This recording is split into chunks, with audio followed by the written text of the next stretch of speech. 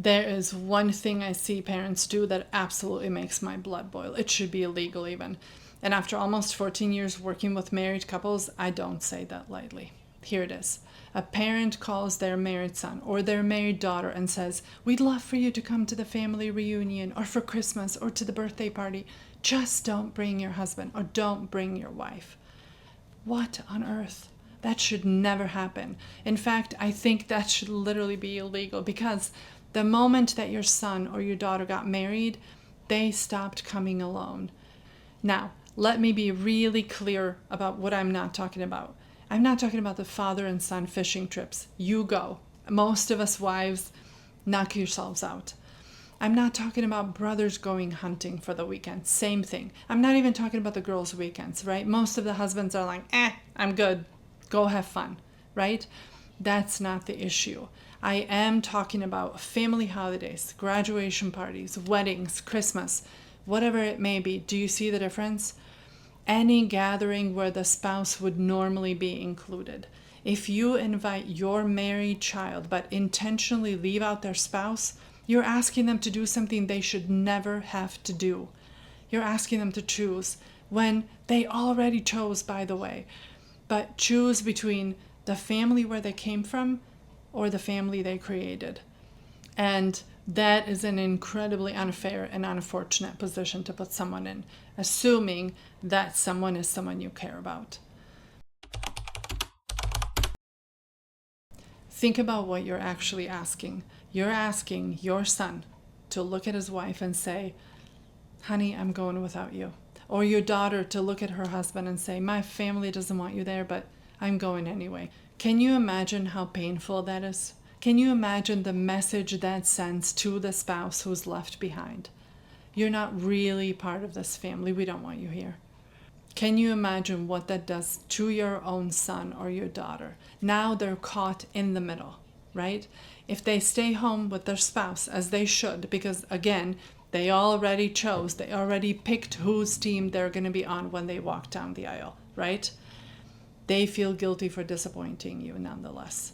If they go, they've abandoned the person that they promised to love and protect. It's a lose-lose situation no matter how you slice it. And it never should have been created in the first place. I was watching a video a while back, little girls learning formal table etiquette. Just trust this, it will make sense in a minute. The teacher had said something that I had never heard before. She explained that if someone asks for the salt, you always pass the pepper as well. Did you know this? I'd never heard this before. They stay together. You don't separate them. Apparently that's proper etiquette. And I remember smiling because I thought that's exactly how marriage should work. That's exactly how it works, right? Once two people are married, they're like the salt and the pepper. They go together. That's the only way. You don't invite one and unintentionally or intentionally leave the other one out. So, parents, grandparents, I know you love your son. I know you love your daughter. And there may be hurt. There may be history. Maybe you don't particularly enjoy your son-in-law. Maybe your daughter-in-law rubs you the wrong way in all the ways possible. I, of all people, understand that families can be complicated. I've been doing this a long time. But here's what I want you to remember. The healthiest and most loving parents don't make their children choose between loyalty and guilt. They don't compete with their child's marriage. They are on their side. They protect it. Because here's the irony. The more you welcome your child's spouse, the safer your child feels, right? Your adult son, your adult daughter, yes. The more you embrace the family they've created, the closer you'll often become to the both of them. But the harder you try to pull your child away from their spouse, the greater the risk that you lose both, even if it's not right away, eventually. When your daughter, when your son got married, they became a package deal, just like the salt and pepper. You don't split them up. You don't make one feel welcome while making the other feel unwanted.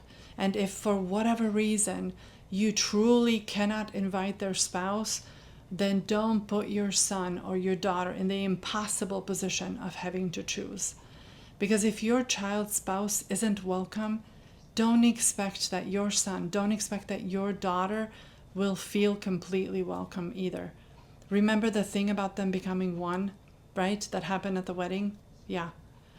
So love your adult son, love your adult daughter enough to protect their marriage. You'll be protecting your relationship with them too. After 14 years of working with married couples, I've at this point collected a whole list of things that I think should be illegal in marriage. This is just one of them. So if this hit home in any way, shape, or form, I just want to invite you to subscribe, because I've got 6 more coming, and trust me when I say we're just getting started. I'll see you in the next one.